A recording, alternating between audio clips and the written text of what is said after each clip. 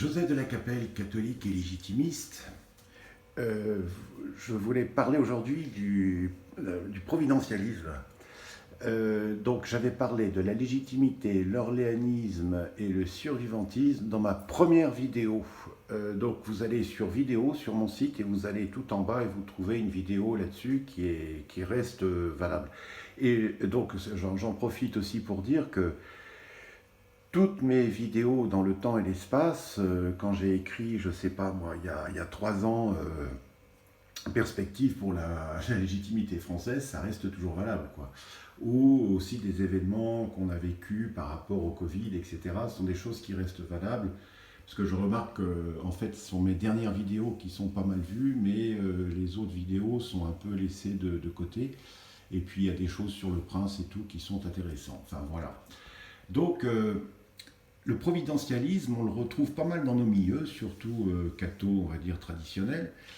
Alors, effectivement, il y a beaucoup, d'ailleurs, en ce sens, vous pouvez regarder, il y a une chaîne qui est très intéressante sur YouTube, La fin des temps, et c'est un monsieur qui récapitule toutes les prophéties, qui explique que les Russes vont envahir la France, etc., et puis qu'il y aura un grand monarque soutenu par un général vendéen, voilà, et qui combattra les Russes, etc. Et alors, Marie-Julie Janet, par exemple, prévoyait ça pour 1983. Donc il y a certainement eu assez de prières et tout ça, ça s'est passé en 83. Alors en 83, effectivement, si une armée russe bolchevique rencontrait une armée catholique et royale, ça aurait fait du mal. Mais aujourd'hui, si les Russes combattent la France révolutionnaire de Macron et tout ça, bon d'accord, mais une fois qu'elle rencontre l'armée catholique et royale, vu qu'elle est orthodoxe, ça devrait bien se passer. Voilà. Et donc, alors, la providence, moi je les aime bien, j'ai des amis qui sont providentialistes, mais la providence, la divine providence appartient à Dieu. Donc quelque part, ça ne nous regarde pas. Bon, on peut avoir des choses comme ça, mais même ce prince, s'il était choisi par Dieu, etc., il n'y peut rien.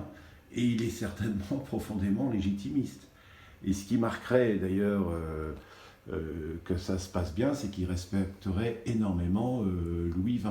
Et si ça n'est pas Louis XX, le prince providentiel. Enfin bref, ce que je veux dire par là, c'est que la providence appartient à Dieu. Aujourd'hui, quand on est français et catholique, on se doit d'être légitimiste. Voilà. Ça m'énerve un peu, les gens disent oui, il y a un roi, Henri V de la Croix, qui va arriver, mais c'est pas concret, ça, on est dans le bleu, là, on est complètement dans le bleu. Et d'ailleurs, Marie-Julie Janet dit, quand le grand monarque arrivera, il n'y aura pratiquement plus de légitimistes en France. Vous voyez ce que je veux dire? C'est quand même assez intéressant. Donc au niveau moral, si j'étais français et franc-maçon, je serais républicain, mais comme je suis français et catholique, je suis légitimiste. C'est-à-dire qu'à la limite, ça ne se discute même pas, c'est comme ça. Et après, la providence, la divine providence, appartient à Dieu. Voilà, c'était une petite vidéo que je voulais faire pour repréciser les choses. À très bientôt à tous, que Dieu vous garde, tous les saints et les saintes du paradis et du purgatoire, priez pour nous, notre âme de Boulogne, notre âme de France, priez pour nous, tous les cœurs angéliques, protégez-nous. Très Sainte Trinité, nous vous prions, nous vous aimons et nous vous adorons. À très bientôt à tous, Deus et Rex.